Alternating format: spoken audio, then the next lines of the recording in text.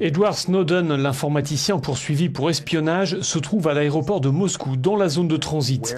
C'est en tout cas ce qu'a affirmé ce mardi le président russe.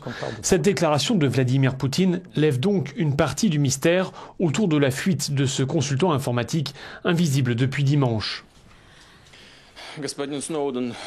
Monsieur Snowden est effectivement arrivé à Moscou, a indiqué le dirigeant russe. Sa venue était totalement inattendue.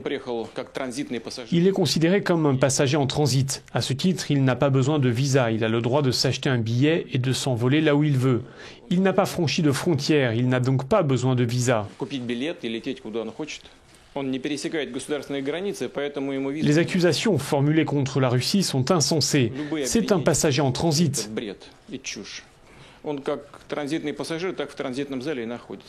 Nos agences de sécurité n'ont aucun lien avec lui.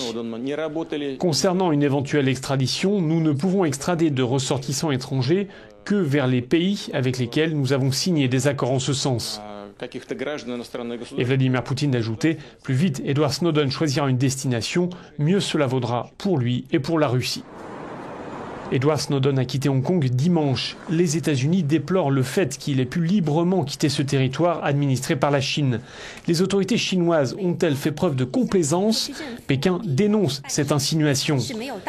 Les Américains n'ont aucune raison de mettre en question la manière avec laquelle le gouvernement de Hong Kong gère ses affaires conformément à la loi.